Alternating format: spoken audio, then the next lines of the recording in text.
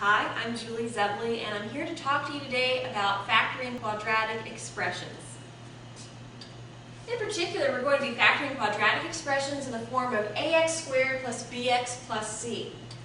And I think it's helpful to think of yourself as a detective. What do detectives do? Well, first off, they follow a procedure, and here's our procedure. The first question we're going to ask is there a greatest common factor? The second question that we want to ask is there the difference of two squares pattern? If we don't see that, then we should look for a perfect square trinomial, and if we don't see that, then we'll want to just do trial and error. So the difference of two squares pattern will look like this. You'll have subtraction, and a term on either side will be a perfect square. When you factor it, you're going to have a binomial that's being added and a binomial that's being subtracted.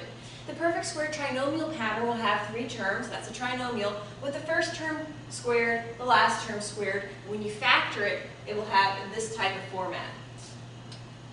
And the third thing that we want to consider is, if we make a mistake, keep track of it. It will help us to learn. It will help us to get to the right answer. So here's our first example. The question is, do we have a greatest common factor? And the answer is yes.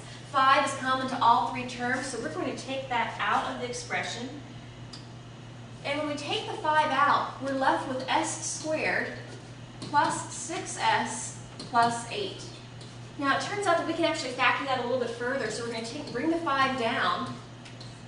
And we're looking for two numbers that multiply to be 8 but add up to be 6. Well, to get this s squared, let me just mention that we're going to multiply s times s to get s squared. To get 8, we multiply 4 times 2. And since we have a plus here and a plus here, we know that both binomials will have pluses. The question is, will we get this mysterious middle term?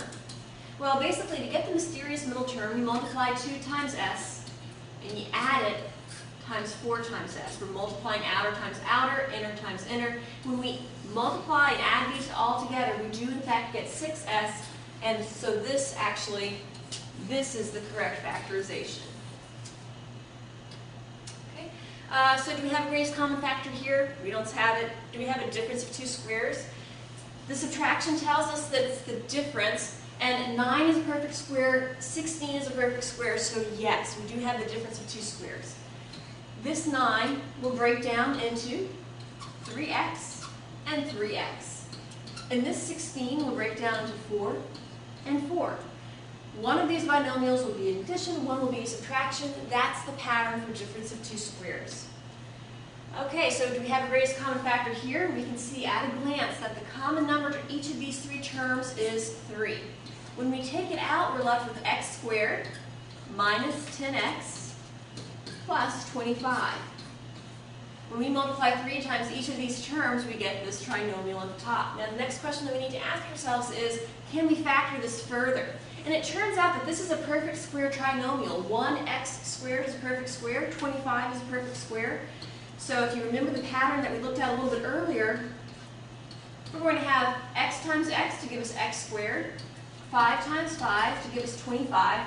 And since we see that we have a negative 10x here, we know that our outer terms, when they multiply together, we're going to get 5x. Inner terms, 5x. When we add them up together, they need to equal a negative 10x. And the only way that we're going to get that negative 10x is if this is a negative 5 and this is a negative 5.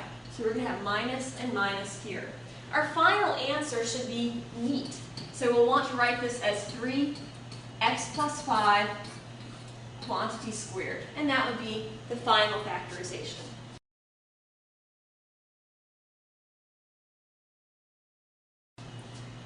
Here's our last example. Again, following our procedure, do we have a greatest common factor? No. And do we have the difference of two squares? We don't have that. Is it a perfect square trinomial?